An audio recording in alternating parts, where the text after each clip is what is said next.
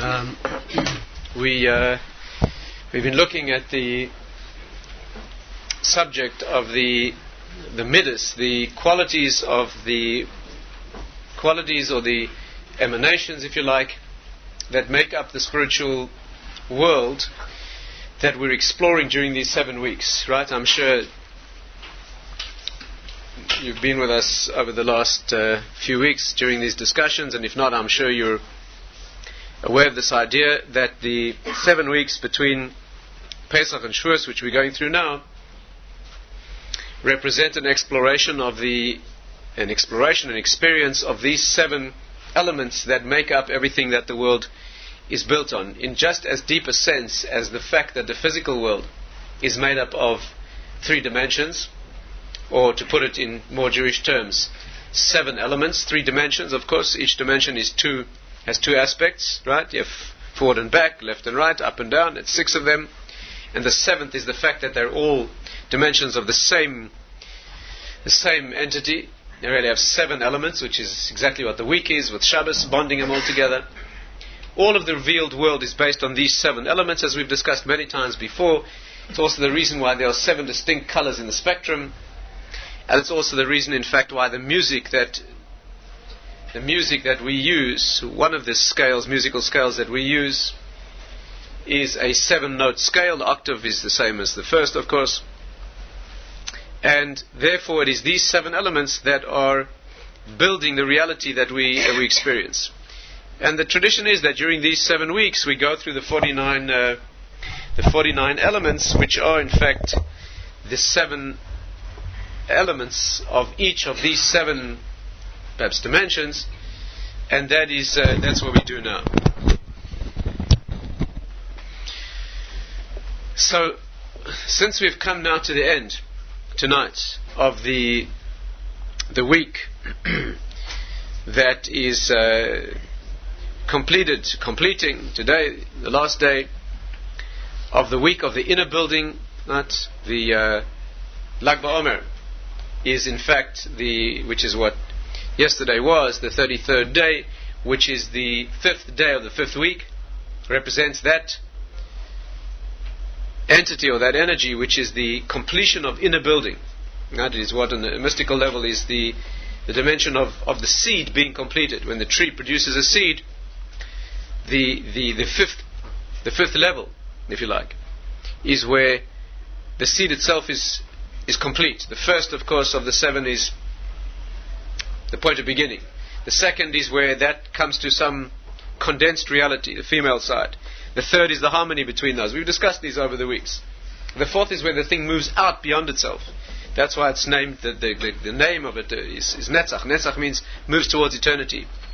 The translation of that in practice is that where something that grows begins to project itself towards eternity, that's called seed.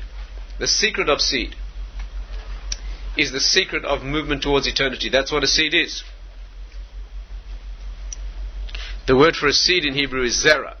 That is the same numerical equivalent as the word zikaron, which means a memory. In fact, the word zachar, which in Hebrew means male, is the same as zecher, which is a memory. And the idea, of course, is that the seed, before it's given to the female dimension, in which it's built into reality, is nothing other than a memory of the previous generation. That's all it is. That's the male function. Is to be that bridge between the previous generation, history, and bring down only a memory. A seed is only a memory of the past. A seed has nothing of... If you cut open a seed, you won't find a small tree. If you cut open an acorn, you don't see a small oak tree. All you have in there is a compressed essence that carries with it what the meaning of that... But it's enough to grow another oak tree with its own seeds, which grow its own trees. That's the secret of seed. It's bringing down that memory. That's the male function. Of course, the transition from one memory to the next, that happens in the woman. That's why, again, the same sources indicate that the building blocks of the world, the physical world, is built out of stones. But that's not accidental. The word even in Hebrew, even, which means a stone, even masa boinim, the stone that the builders rejected. It means the cornerstone, the stone on which everything is, even shasir, the stone on which the world was founded, if you like, Yerushalayim. So the word even is made of 2 fused words in Hebrew, av and ben, which means father and son. fused into one, and the word itself is female. Evan in Hebrew always takes a feminine. A deep secret in that. But also why the tablets of stone, the Luchos HaEvan, we're moving towards Shavuos, now the receiving of the Torah, the tablets of stone. But that is the beginning of expression of self. The fourth dimension is where self moves out into the beginning of seed production. And just like the first element needs to have its bounds so that it is real in the world, the fourth one also does, and that's the fifth. The fifth is where the seed is completed. It's not just the beginning of a production, but it has its final form. And the fifth day of the fifth week is Lag BaOmer. Lag BaOmer is that day on which the fire can be lit. It's a day of rejoicing, because when the inner reality has been built, once the seed, in other words, the secret is that when the seed is complete, the future is guaranteed. All you need from a complete seed is that it should be given correctly and built correctly. But it's already, when the seed of a child is formed, then it's already determined if the child will have blue eyes and how all the features of the child are already laid down in the seed. That is already safe. Nothing can change that. The only thing is it now needs a mechanism of expression. And that's called a woman. The dimension of the female is the dimension that takes that spark and is able to build it into reality. Of course, you have nothing without that. But what you at least have before you begin that is the inner reality has been built. And therefore Lag BaOmer is the celebration of the day on which the inner reality is complete, the seed has been built. And therefore Rab Shimon Bar Yochai, who is the one who brings the hidden wisdom to the world, the inner heart of Torah, as opposed to its outer expression, that is what is celebrated on that day. So you reach the point, in fact this week we just passed that point, where the first phase, namely the inner building, is complete.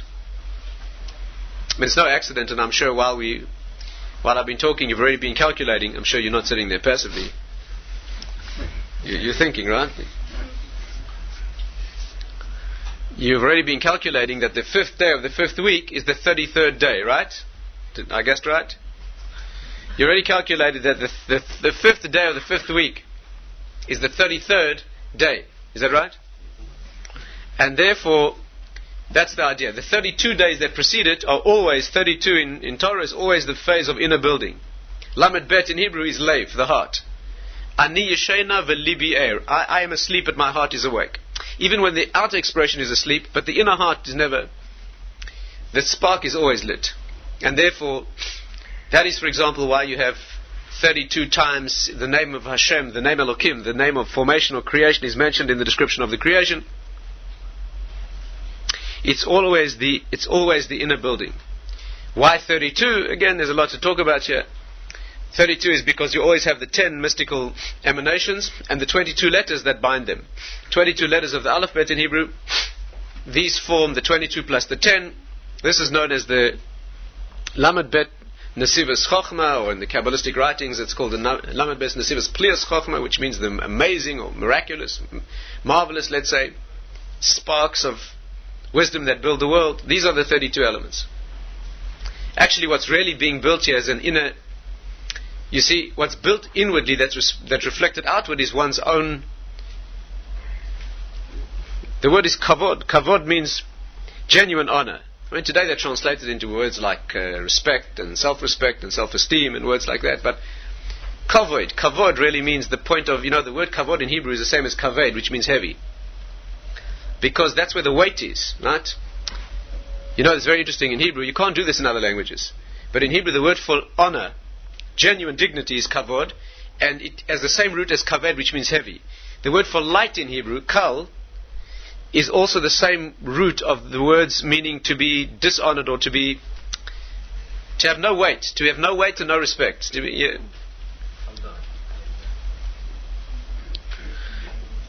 Yeah. It's no accident, of course, that the word kaved, which means heavy, also means the liver. The liver is the first organ below the diaphragm, right? You have the three that we mentioned that are the roots above the parsa, above the diaphragm. Those are the essence of the self. And you move below the diaphragm, you move to maintenance and reproduction functions, which are extension of self. That's kaved, which means, of course, it's no accident that in English, right? English is almost always reliably the spiritual opposite of what it's supposed to be, right? Because it's not Hebrew. But occasionally they get it right. And here's one example where they got it right. Why do they call it the liver? because that's where the life force is concentrated. That's where the blood is heavily concentrated, but that's where it is.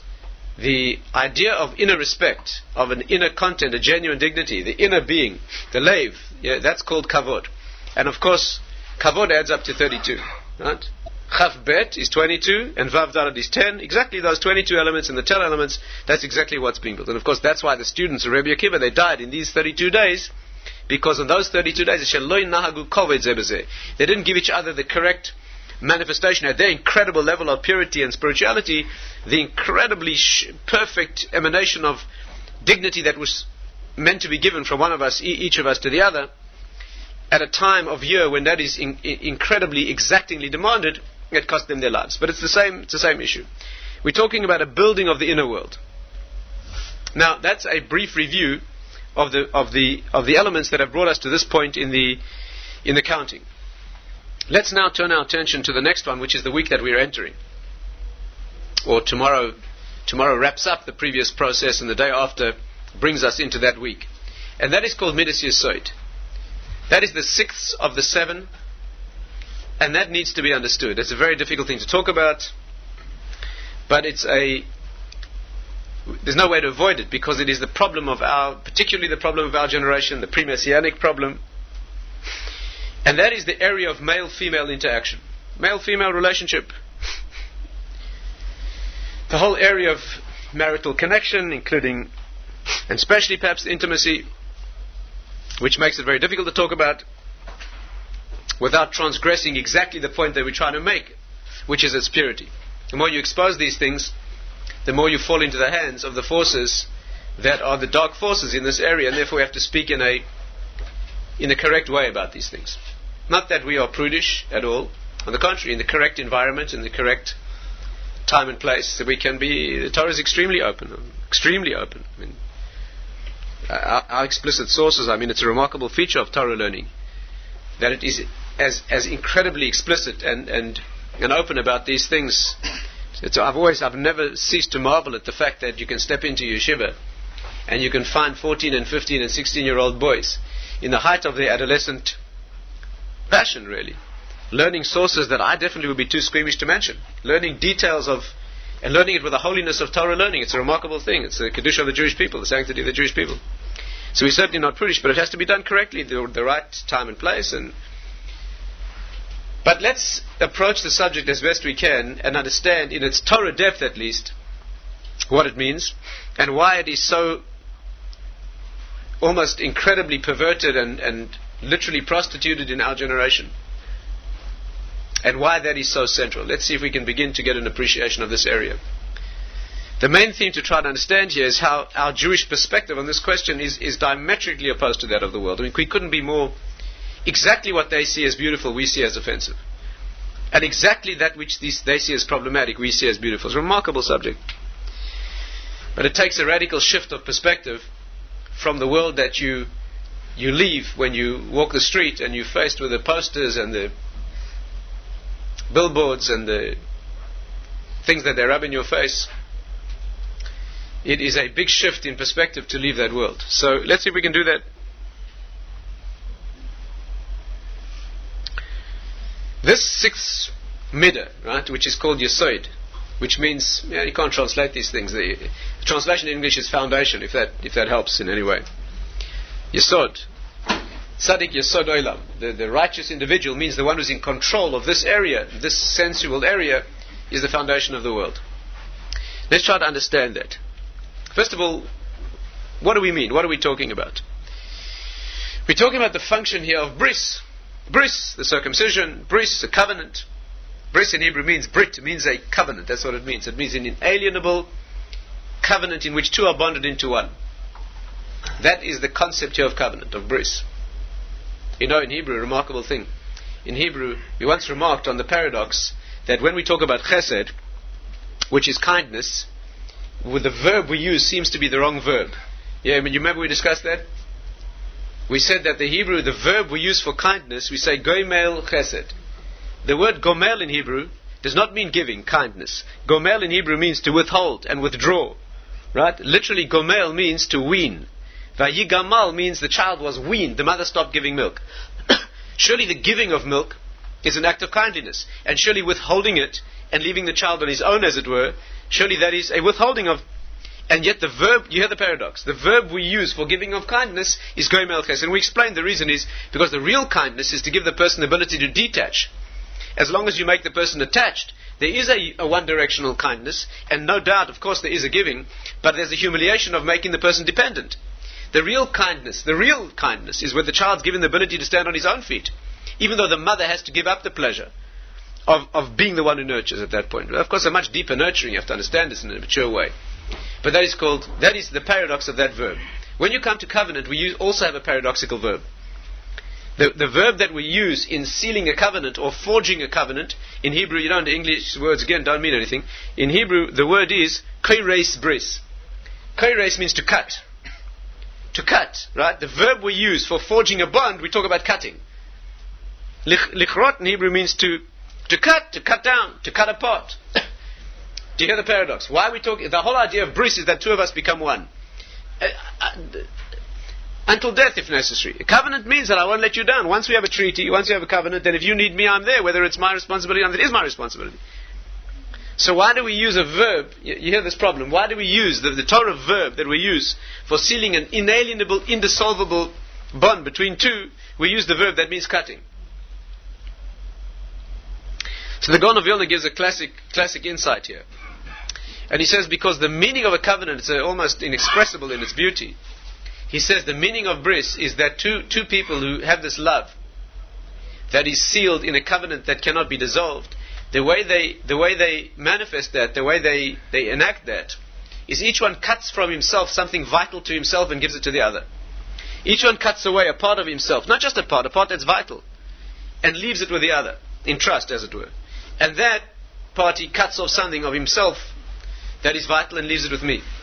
That means wherever I am, apart from you, there's a vital part of you that I carry. And I'm vulnerable to the fact that you carry a vital part of me around with you. The whole concept of covenant is that it bonds us when we're apart. Yeah, when two people have become one, there's not a treaty, that's just one. The idea of bris is that there's a bond that bonds a distance. It brings together that which is not normally together. And therefore, this idea of bris is this mixing of essence.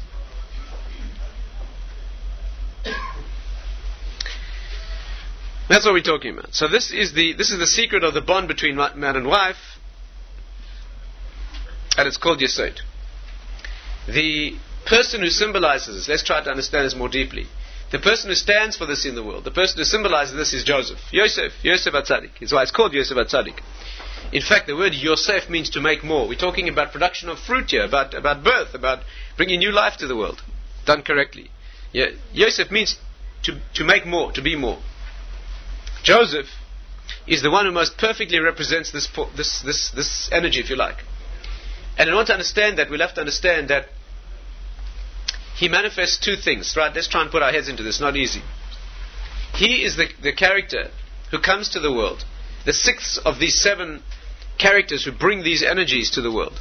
He's the one who manifests the purity of this area, and he builds it. First of all, let's say the principle. The principle is that the Jewish notion of male-female bonding is that it is the most extremely beautiful thing that can be. Genuine beauty, what we call yofi. Yofi means beauty. And it's beautiful because it's loyal. Again, it's not beautiful because it's an exposure of this area. On the contrary, an exposure of this area is ugly. That's the opposite of beauty. The beauty in this area is the intensity of the bond in its privacy. Again, it's hard to go into detail, but Jewish law in this area is a law of tremendous intensity but tremendous modesty. If it appears that there's any prudishness in this area, it's because we don't express these things externally. Right? We have a tradition of no expression of affection, physical affection between man and woman, husband and wife, in any exposed or public forum. This is not because we don't believe in intensity or connection, but because, on the contrary, just as detailed and just as intense are our laws of menstrual separation, are our laws of marital togetherness. Again, this is a subject that needs to be discussed, and this is not the place to to go into it. It needs to be gone into. The way to go into it properly is men by themselves, just before marriage, day before, no more than that. And even then it's not understood until the good few painful weeks later. And then you need to get together again and discuss it again, and that's what has to be done. And women have to get together on their own. Women don't have to discuss just before marriage. Women are subject to the same problems that plague the male of the species. And therefore women have the sensitivity and the maturity to discuss this at any time. And therefore that's what they need to do. They to get together on their own in the modesty of that convocation, and have somebody a woman who understands these things to learn these things. It's like any other area of Torah. It has probably more holiness than any other area. Today, of course, today this area is so beaten down and so devoid of holiness because of the way it's been stripped and sold and ruined. Today one is considered lucky to be more or less normal in this area. Today we don't look for holiness in this area, because today a person is more or less normal and functioning normally with a little sort of aspiration towards something higher. It's a massive achievement in this generation, no question about that. But in Jewish tradition it was always the area that was used as the springboard for the greatest holiness. There's no question about that. Our sources are tremendously eloquent about the Kedusha, about the elevation that this area can achieve in higher generations.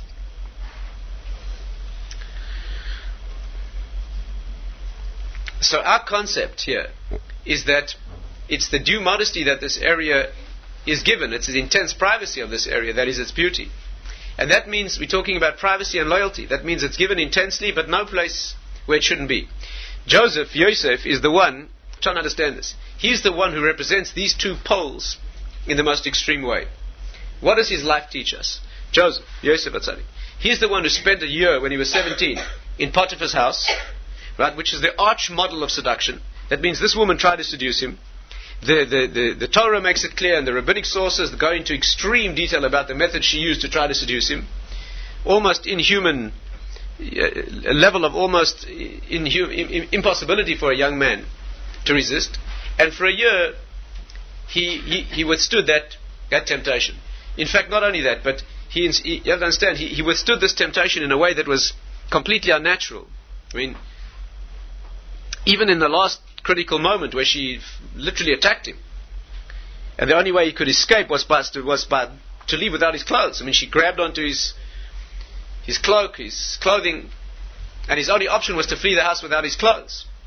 And of course, when she started screaming and yelling and accusing him of what he had not done, he was found like that, in the most ultimately incriminating fashion. And of course, he was lucky to escape with his life. But the Rambam uses that as an example of Kiddush Hashem. It's a remarkable thing. It's a remarkable thing. When the Rambam, the Maimonides, brings the laws of sanctifying Hashem's name, sanctifying God's name, by a Jew behaving the way a Jew should behave. So normally we understand that Kiddush Hashem is you behave in a way where people see you in an incredibly righteous way. Kiddush Hashem means that in difficult circumstances, with your back to the wall and all against you, you come through and you do what you should do. It's tremendous admiration, tremendous heroism. But you have to understand, the example the Rambam gives of a Kiddush Hashem is the example of a person who did what was right when everybody, but every single person around, except possibly she, knew that he was guilty. Because he was caught in the most ultimately incriminating of circumstances. In fact, our commentaries ask why he didn't go back in and take his clothes. Why didn't he do that? Why didn't he not go back in and take his clothes and put them on? Why did he allow himself to be found in that? He needs explanation. But he didn't. And therefore, he was caught, as you say, red-handed. There was no question of his guilt. And the whole world of Egypt must have looked at him with incredible, ultimate scorn. And he was jailed and lucky not to be killed for that. That experience of doing what you know is right, in circumstances like that, not where people see that you did what is right, but where you know that what you're doing is going to be seen as completely wrong, but you in your heart know. You're the only one who knows that it's right. But of course that goes back to, that's what Judaism is. Judaism is one person standing against the world. Did you see the comment of the... this is not politics. Okay, this is not politics at all. We keep away from that. We don't lower Torah to those terms. But did you see the comment of the head of one of the... And again, we won't even mention names here.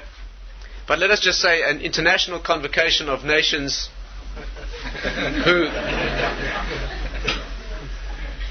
get together for the purposes that they get together, their head said, did you hear what he said recently?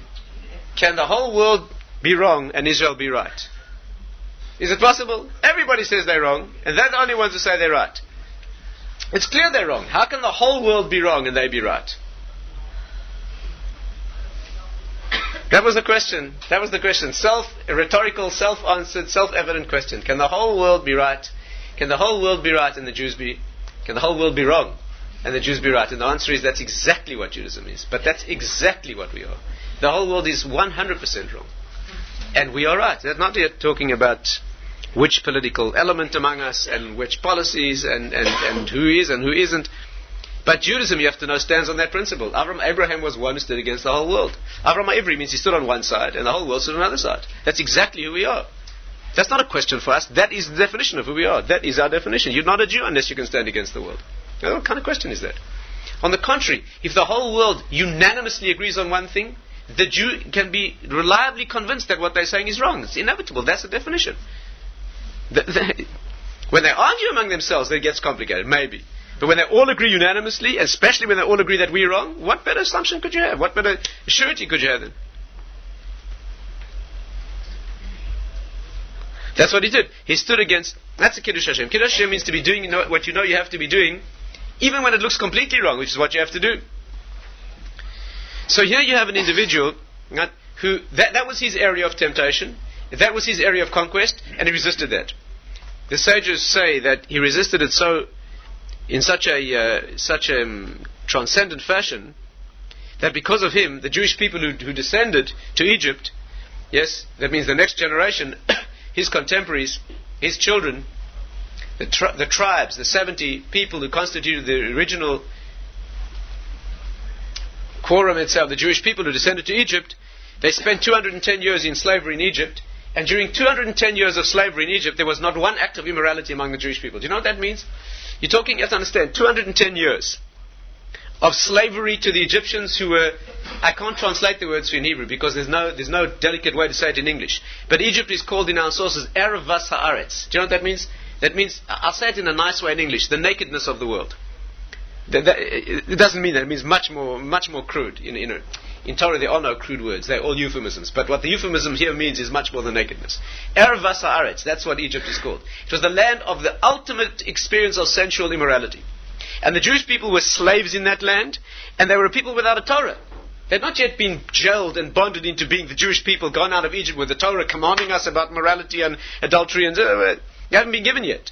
That means it was only the purity of their tradition, that's all. Just the concept of what it means to be a Jew. That's our defining characteristic supposed to be. They lasted 210 years in that slavery, where they were beaten down, they were all beaten into idolatrous ways, and they were tortured as slaves. And during all that time, can you imagine what it means for a slave? Imagine a Jewish woman in that circumstance, who could be a little friendly to an Egyptian, a little friendly. Can you imagine what she could gain? For her, for a family? You're talking about slavery, torture, a Holocaust type of torture. It was literally a Holocaust. They destroyed Jewish children en masse. There was not one incident of immorality, and the Talmud says there was one which was accidental, and it's recorded to teach you this point. One Jewish woman only, whose husband, Egyptian, impersonated her husband when it was dark, and she didn't know, and ended up a child being born from this Egyptian man. And her guilt was only that she was a little too forward in a friendliness of greeting people, that's all. And so she was noticed. But the only one, can you imagine, the only one in 210 years, the Jewish people kept themselves on a level where there was not one act of... Can you imagine what that means? I mean, if you want to imagine what it means, can you compare it to any situation that you're familiar with? How many seconds go by? Let's put it that way now.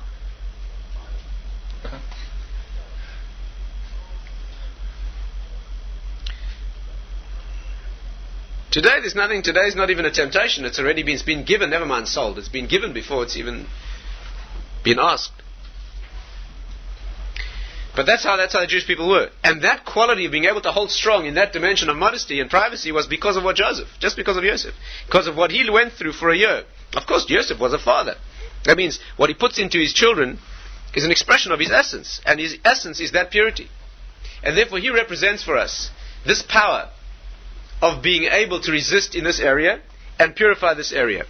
You have to understand what's fascinating is that Joseph, unlike any other biblical character, is transitional between, there's a depth here, Joseph is transitional between the generation of the fathers and the generation of the sons. He was a son of Yaakov, right? He was a son of Yaakov Avinu. In the placing of the 7 great characters, so Joseph is the one whose position shimmers between 2 positions. Are you familiar with this problem, this issue? You have Avram, Yitzchak, and Yaakov. And then by rights, who should come next chronologically is Yosef, right? He was a son of Yaakov. And later you have Moshe, Aaron, and David in chronological order. And there is in fact one ordering of the 7 like that. But there's another one in which you have Avram, Yitzchak, Yaakov, then you have Moshe and Aaron, and then you have Yosef, which is really out of order. You're placing him down near the bottom of the system where production or the birth of a child is about to happen, even though he was a son of... Do you see the issue? And the reason is because Yosef is the one who is father and son. He is the transition. Do you remember what he said? Even, Aven, Ben. Yosef is the one who is transitional between father and son. That is what covenant is. That is what bris means. He is the son because he's a son of Yaakov, so he's one of the tribes. Joseph is one of the 12 tribes. On the other hand, his 2 sons are tribes, Ephraim and Manasseh. There's no one else like that. Again, there are different ways we count the tribes, the 12 tribes, right? Yes? You've seen the depiction of the Shvatim? Oh. Amazing, amazing. Yosef, have here Yosef. And not Ephraim and Manasseh. Right? That's one way of counting. But there's another way of counting, differently, where instead of counting Yosef, you count his 2 sons, Ephraim and Manasseh, each as a tribe. That means he has sometimes the status of being a father, like Yaakov, because just like Yaakov, his children are Shvatim, are tribes, and sometimes he's counted as one of the Shvatim, as a son. He shimmers between these 2 positions. He is both. He's father and son.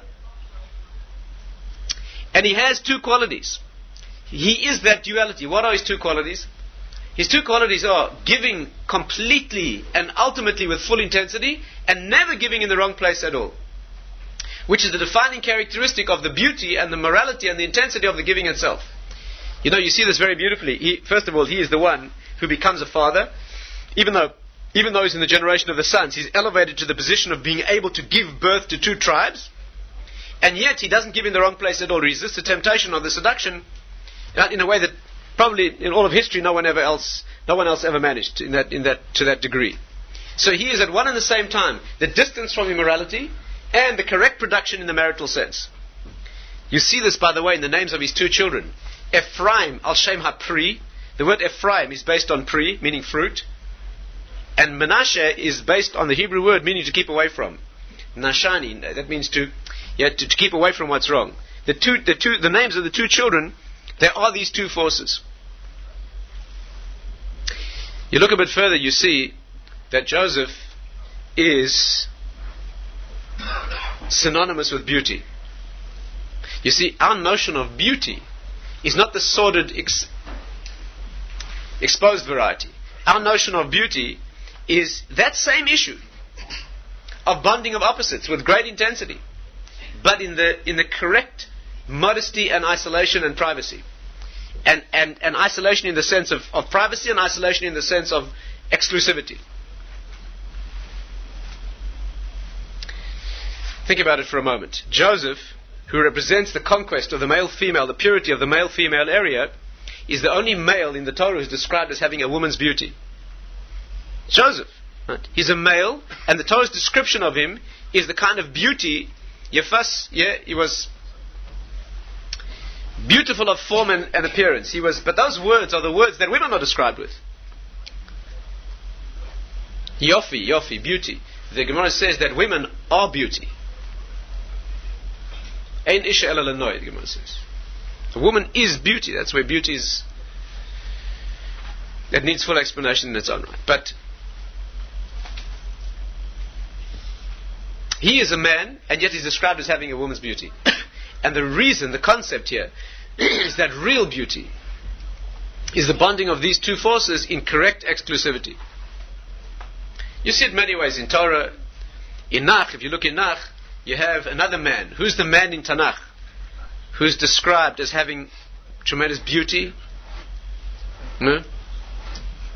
Avshalom. And he had a tremendous beauty, and he was a Nazir. A Nazir is a person who keeps himself away from any possible contact with physicality. There's a case in the Talmud, if you want to complete the picture, a woman called Ima Shalom, she's the wife of one of the Tanaim. She had children of inexpressible beauty, and when they asked her what was her merit that her children achieved that incredible, and the answer she gave, again, I'm not going into the details, but the answer she gave was that she kept herself completely what you call gadur mi erva, that means fenced off from any suggestion of any possible immorality, but to an extreme degree. You see that in Torah thinking, it's hard for us to understand this, because the way they sell, what they sell out there, is exposure and licentiousness and sensuous exposure and stimulation. They sell that as beauty. On the contrary, it's exactly what they do. But our concept of beauty is the putting together of male and female in exactly the right way. That's exactly the opposite of the way the world sells that. The only mystery, the only question about the world is why women stand for it. That's beyond all understanding. They claim to be feminists, yes, claim to be feminists, to be upset about these things, and they tolerate what's put up on the billboards. Women sold like horse meat. A woman with any sense, married to an advertising executive who does that, doesn't go home at night. She doesn't go home. What are you going home to?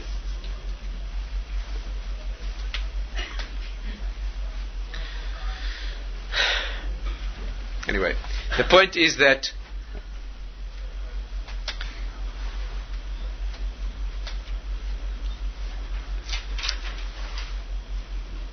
you know that Joseph, Yosef, is gematria, the same numerical value. Joseph is Tzion. Zion. Not the political version, spiritual version. Zion. What is Tzion? What does it mean?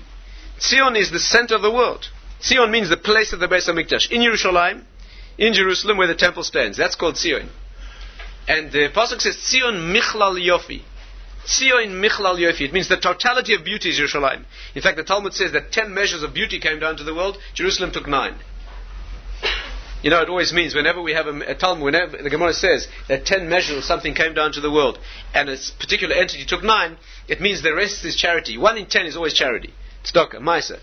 So Yerushalayim took 10 measures of beauty, Yerushalayim took 9. It means all the beauty. There's a handout, charitable handout to any other place in the world that has any vestige of beauty, that's all.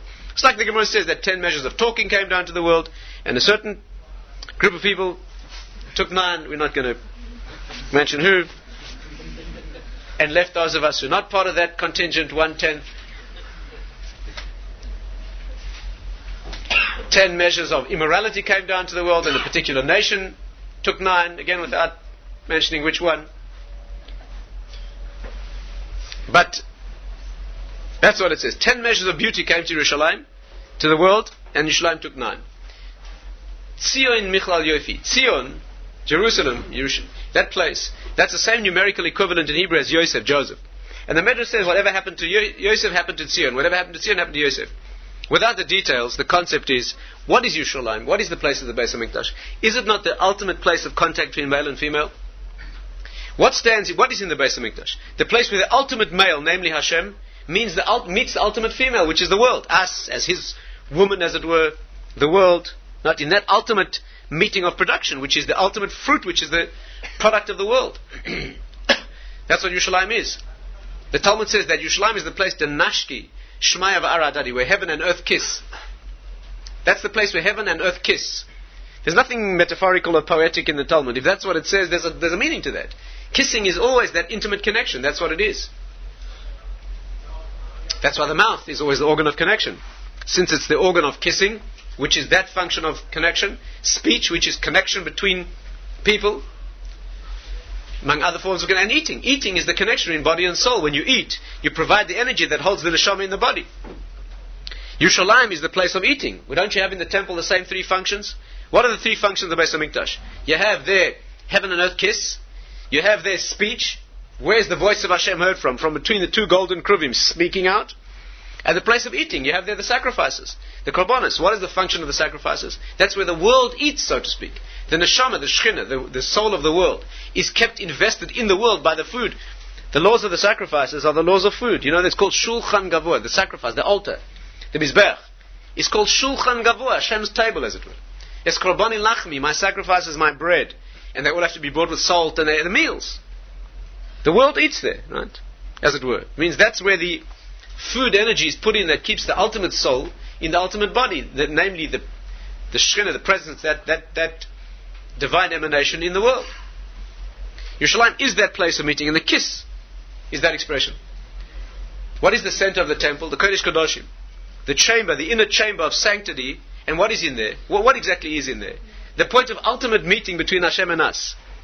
And what exactly is in there? Two golden images. And the Talmud says they're male and female. Ne'urim zeh b'zeh. That means two golden male and female images intertwined. And that's why on certain times in the year they would roll the curtain and the Jewish people would come to see Ruchi baschem lifnei Hamachim. Come and see how beloved you are by Hashem. That you come and you see the closeness between Him and us represented in these miraculous, because they were inanimate objects, right? But they intertwined themselves. That's why they say the Romans humiliated the Jewish people when they destroyed the temple by dragging that through the streets. The Romans, in order to humiliate the Jewish people, when they destroyed the temple, they took the kruvim, they took these two golden, they were pure, the faces of children. That kind of love. Keruv, you say, keruv in English means cherub. But keruv, the Gemara says, means karavia, means like a child. That's what it means. Why do you think they depict angels in a secular and non-Jewish world as children? Because that's what a keruv is. It's that purity. But they were embraced. And the Gemara, the sources tell us clearly that when our relationship with Hashem was the way it should have been, then those two images are locked in an embrace. And when our relationship was not the way it should have been, they turned away from each other. In the time of the destruction, the Romans dragged this image through the streets of these two male and female images intertwined. To humiliate the Jewish people, look what they worship. Look what in their holiest sanctum, you would think it is who knows what. It's a golden image. Graven image of these. And the obvious question is, if these two, if when our relationship was bad, so to speak, with Hashem, these two faced away from each other, what were they doing embracing during the time of the destruction? The time of the destruction, was there ever a time of greater distance between Hashem and us than when the temple is destroyed? You know what the temple being destroyed means? It's where a home between husband and wife is shattered. That's what it means. That's what it is, ultimate apparent divorce. And at that moment, they locked in an embrace. And the answer is obvious. The answer is obvious. In the privacy of the Kodesh Kodashim, you go into that inner chamber, then when the relationship is the way it should be, they locked in an embrace. And when it's not, they turn away. But when exposed to the Roman world, exposed to that world out there, that world which makes a religion out of immorality, so relative to that world, they're locked in an embrace. That means our relationship with Him, even at the worst of moments, relative to the world of completely secular and atheistic and negative values, so even at the worst of times, what's revealed to them relative to their world, that's an embrace. And there are other meanings as well.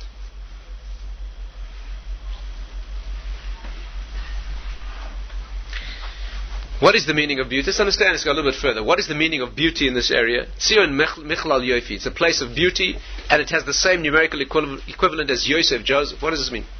Do you know what beauty is? Beauty is when opposites bond into one.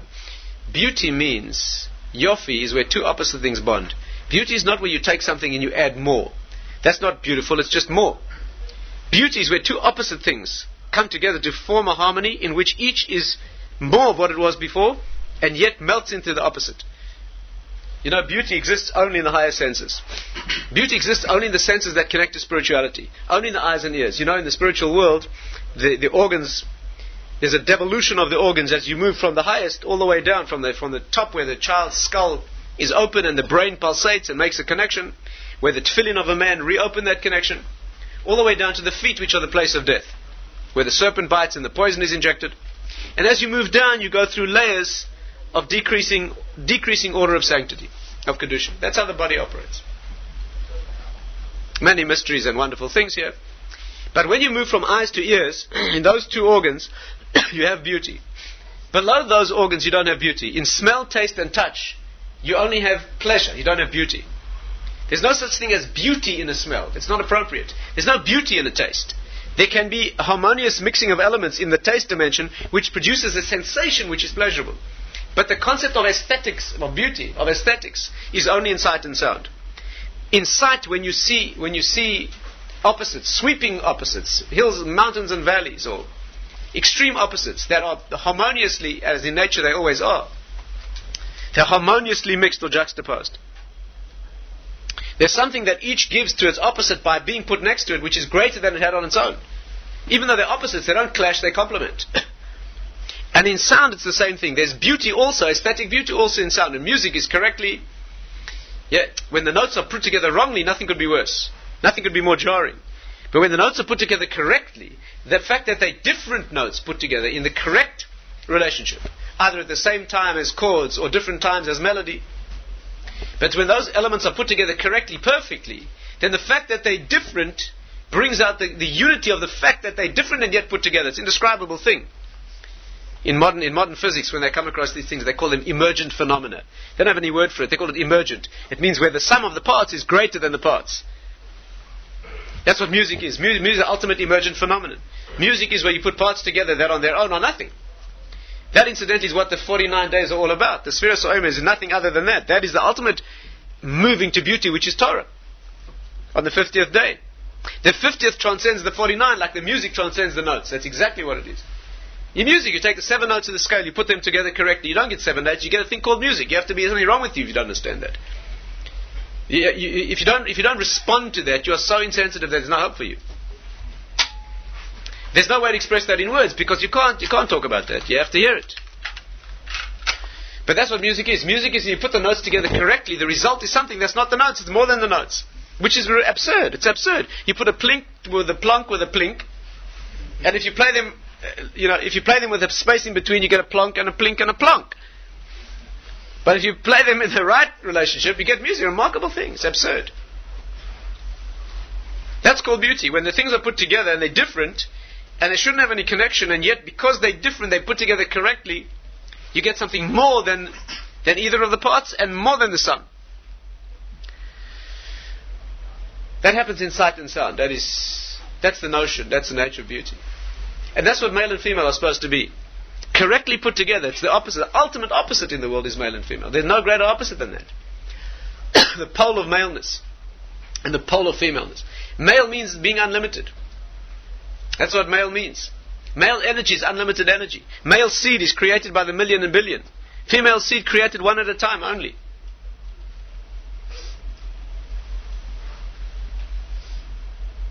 I'll never forget the experience of, during training at medical school, having to dissect the embryo of a human. You're talking about a human being as yet unborn. And you see in the ovaries, you see in those organs that become the seed-forming organs. It's a remarkable thing. They both come from the same place. They both develop from the kidneys. They break off and they descend to the parts of the body where they end up. Both the same tissue.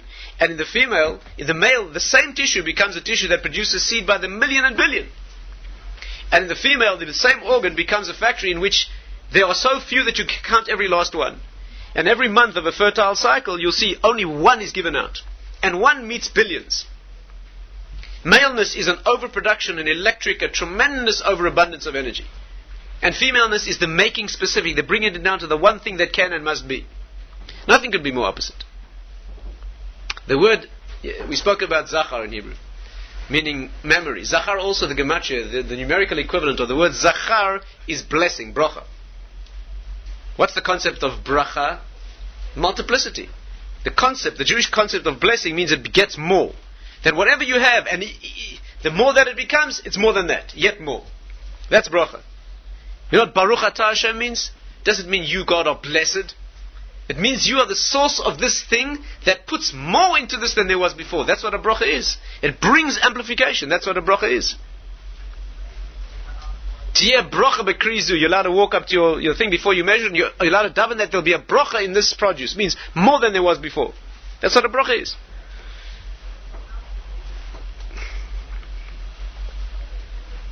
Bracha means more. That's what it means. You know, if you walk down to your storehouse, you're allowed to pray, you're allowed to daven, before you've counted it, that there should be more than there is. You're allowed to do it. Not called a tefillah shav. It's not called an improper prayer. Once you've opened the door and seen how much, you're not allowed. That's ridiculous. You can't ask for a miracle. You can't ask for a finite amount to be more than it is. You can't do that. But before you've seen what there is, you can ask for more. Why? Because if it's a miracle, then it's hidden it could happen. Why? Because we have a principle, Eina bracha shruya ela bedavar hasamu min ayin. That's a principle that a blessing only inheres in something that's hidden from the eye. When it's hidden, then a blessing could take place. As soon as it's revealed, made finite, exposed, you see how much it is, then it can't increase. Been limited. I once heard a young yeshiva student, talented young man, I once heard him ask one of the great Torah sages of this generation. He once asked him why it's forbidden to pray that a pregnancy should be a particular sex. You know, they're not allowed to do that. You can't pray when a woman's pregnant. It's called a tefillah shav. You can't pray that the child should be either a boy or a girl. Why not? Because if she's pregnant, it already is a boy or a girl. You can't. Before pregnancy, you can daven for a boy or for a girl. But once pregnancy is already there, once the child's already formed as boy or girl, then you can't ask that it should be a boy or a girl, because it is already. So this young man, you hear this. So this young man asked this learned rabbi, he said to him, but why? It's hidden. It's hidden. If it's as yet hidden, why can't you ask for it to change? You hear the question? And the answer is because we're not talking about something that's hidden. We're talking about the sugya of bracha. Bracha means blessing. Blessing means more. You can ask for that which you don't see to be more. But A to change to B or B to change to A, that's a change. That's not more. That's not called bracha. The pregnancy is a bracha. Whether it's a boy or a girl, it needs more thought and needs to be gone into halachically. There's interesting questions here, but bracha means to make it more. Zachar means making more. That's what it means. That's what maleness is. And femaleness means making finite. The Hebrew word for female means nekeva. You know what nekeva means in Hebrew? It means to make finite, to give an edge, to set bounds. Nakva ascharcha alai ve'tana. Fix your wages and I'll pay you. Give me a figure. Give me a number. That's female. Male, no number. Whatever the number is, it's more and more and more and more. Of course, without a woman, it's nothing. It's all dead and gone and useless. It's just the overproduction of hopeful energy. That's all the male is. Without a woman to bring him down and give him a place and make him real. That's the curse of maleness. The curse of maleness is that without a woman, it's all this energy that's blasted into nothingness, which is death. What's the curse of femaleness? The word nekeva in Hebrew also means a curse. The word for female in Hebrew means a curse. You know why? Because our concept of curse is where it's not anymore. It's only fixed. So if it's only what it is and it can't be more, it's not blessed. The beauty of being a woman, the blessing in woman, is to be able to give the thing a finite bound so that it's real and it grows and it's alive. The curse side of the female is to freeze it solid so it can't grow. The skill and art of being a woman is to take that speck of almost nothing that is the male spark and to fan it to a flame, not to freeze it solid, but to give it enough tangible reality so it becomes a real thing in the world, and then it must tear itself away. It must be born, and then it must go on, and it must leave again later. It has to become, just to give it enough of its reality so that it's not frozen and concrete and hard, but it has enough reality to be its own.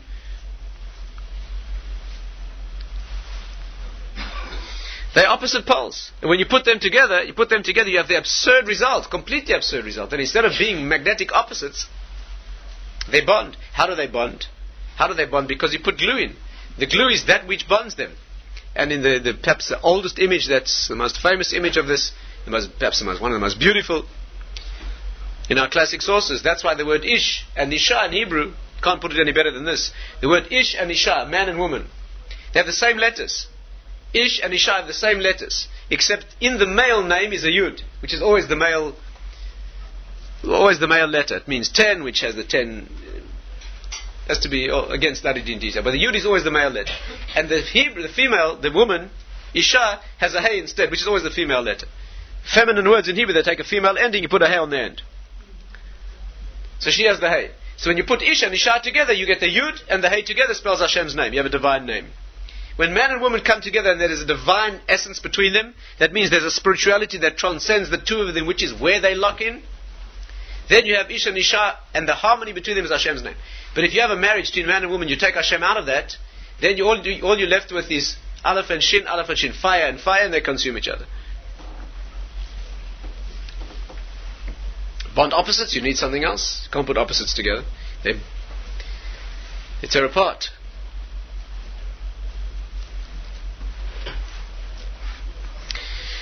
Anyway, what did we study this evening? We studied the idea, the very basic idea, the most basic idea, the idea that lies behind this generation's temptations.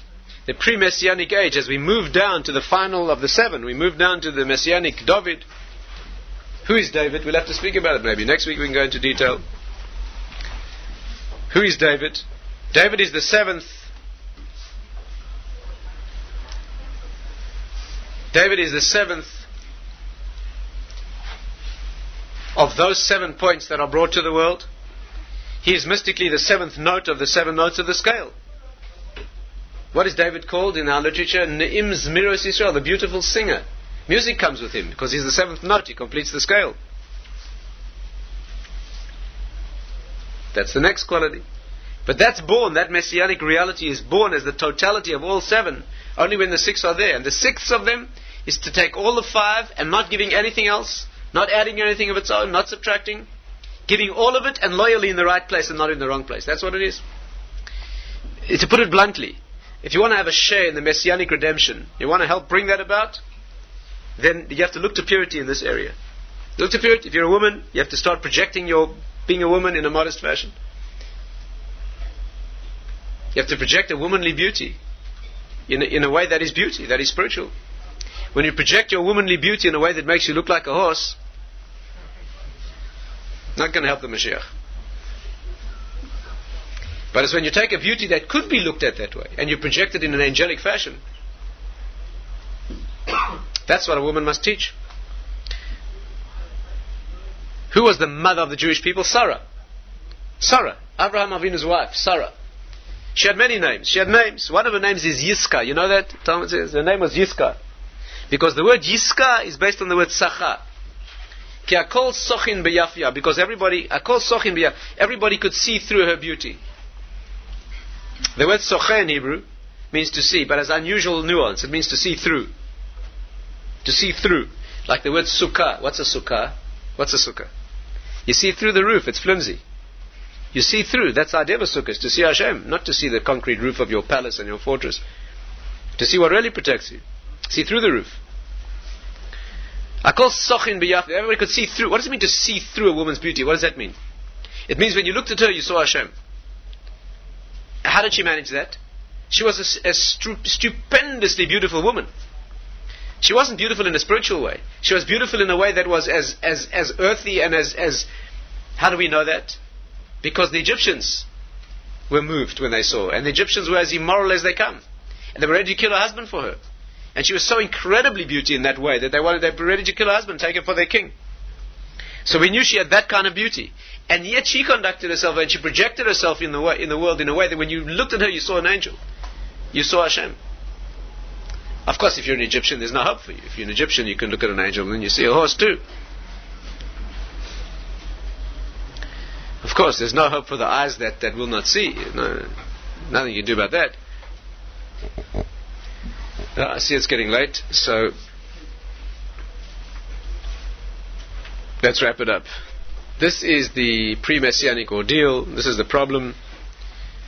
If you want to take a practical message from these deeper ideas, that it is just like the Egyptian exile was a temptation of immorality, which was the beginning of all exile, then it follows that the end of all exile, which is ours, goes back to the same point of foundation. It's the same point of temptation. Today that's all there is. That is all there is today. It's not occasional. Today that's all there is. It's all there is today. Today the culture of the world goes around us. That's all there is. There's nothing else. There's nothing else. Even if it's something like power or money, it's only to spend on this. It's only to spend on this. What is it for? It's either to spend on it or spend on something else that impresses this, so that it can then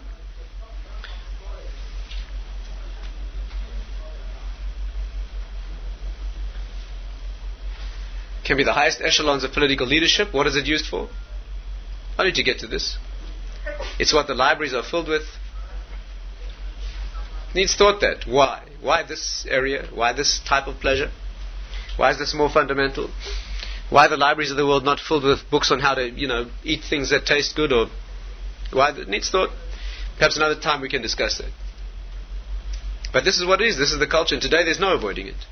Today if you don't buy a magazine and you don't buy a newspaper, and of course you wouldn't dream of having a television, so you can't drive down the street, even if you avoid all those things. Even if you avoid those things, you can't. You avoid all the media, let's say. You never go to a movie, you would dream of doing that. You wouldn't have a television. You buy no newspapers.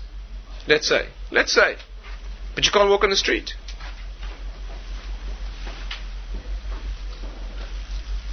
They're not even ashamed to show in 60 foot, 80 foot, I don't know how big they are, to show the kind of things that they tell their children that shouldn't be exposed.